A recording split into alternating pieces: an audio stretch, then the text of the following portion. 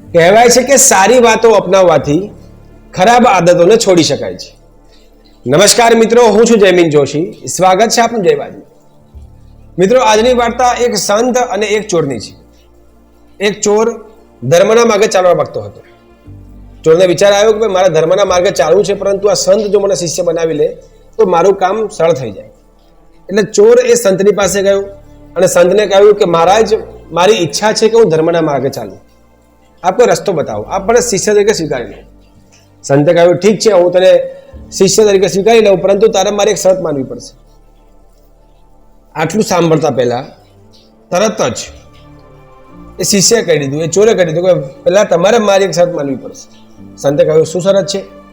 એટલે ચોરે કહ્યું કે હું ચોરી કરવાનું ક્યારે છોડવાનો નથી, કેમ કે ચોરી કરવો મારો ધર્મ છે અને મને એની આદત છે, હું એ છોડી શકું નહીં. એ સિવાય તમે બીજું કશું મને કહી દો. સંત બુદ્ધિશાળી હતા, વિચારશીલ હતા, એટલે તમને કહ્યું કે કંઈ વાંધો નહીં, હું તને ચોરી છોડવા માટે કહેતો નથી, પરંતુ તું મને વચન આપ કે તું આજ પછી સ્ત્રીઓનું ખૂબ સન્માન કરીશ. કોઈ પણ સ્ત્રીને માની દ્રષ્ટિએ અને બહેનની નજરથી દેખીશ. કોઈ પણ સ્ત્રી તને કશું વચન માંગે તો તું એનું વચનનું પાલન કરીશ, એનું માન સન્માન કરીશ. ચોરે કહ્યું, સરસ વાત છે, એમાં કોઈ મોટી વાત તો છે નહીં, જીવનમાં એમ પણ કોઈ સ્ત્રી છે નહીં, તો માંગી લઉં છું. એટલે એ ચોરે કહી દીધું કે કંઈ વાંધો નહીં, તમે જેમ કહો છો એમ, તમારી વાતને હું સ્વીકારી લઉં છું. આજથી હું તમારો શિષ્ય, તમે મારા ગુરુ. થોડો સમય પસાર થયો. શિષ્ય અને ગુરુ બંને સાથે રહેતા, અલગ અલગની વાતો કરતા, જ્ઞાનની વાતો કરતા. બરાબર તે જ નગરમાં એક રાજા અને તેની પત્ની પણ રહેતા હતા. નગરના રાજાને કોઈ સંતાન ન હતું અને તેના કારણે તેની પત્ની ઉપર ખૂબ ગુસ્સો કરતા, અને એટલો બધો ગુસ્સો કરતા કે એક સમય એવો આવી ગયો કે રાજાએ પોતાની પત્નીને ગુસ્સો કરી અને અલગ મહેલમાં રહેવા માટે મોકલી દીધી. હવે મહેલની અંદર એ પત્ની અલગ રહે, રાજા અલગ રહે. એક રાતે બન્યું એવું કે ચોર ચોરી કરવા માટે જ્યાં પત્ની રહેતી હતી, જ્યાં રાજાની રાણી રહેતી હતી, એ મહેલમાં ઘૂસી ગયો. ત્યાં જેટલા પણ દ્વારપાળ હતા, સૈનિકો હતા, તેમણે આ ચોરને અંદર ઘૂસતા દેખી લીધો અને રાજાને આની જાણ કરી.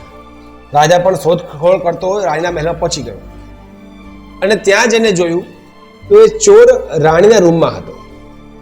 રાણી અને ચોર બંને કંઈક વાત કરી રહ્યા હતા. તો રાજા ત્યાં કાન ધરી અને સાંભળવા લાગ્યું કે શું વાત કરે છે.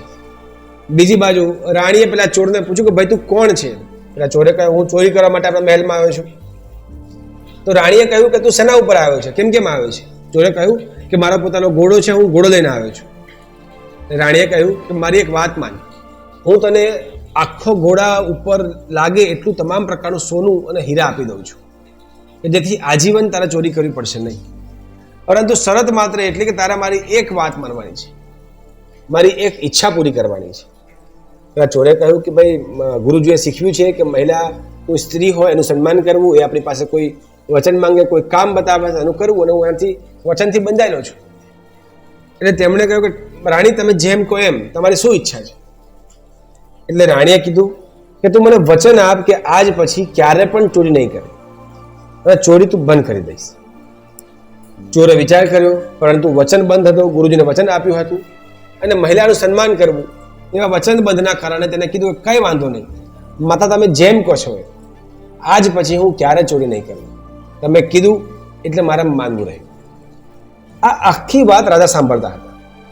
બીજે દિવસે રાજાએ ચોરને દરબારમાં બોલાવ્યો અને રાજાએ આખી ઘટનાની વાત દરબારની અંદર કરી.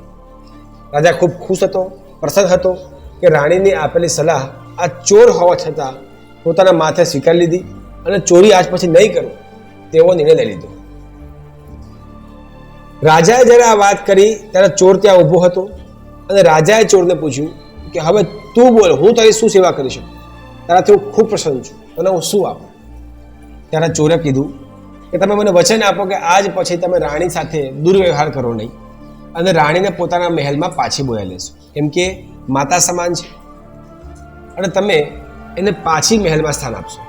રાજા આ સાંભળી ખૂબ પ્રસન્ન થયો કે ચોરના અંદર પણ, ચોરની ભીતર પણ આટલી લાગણી રાણી માટે છે, એક સ્ત્રી માટે છે, અને તેને માંગીને એ રાણી માટે સમાન માંગ્યું.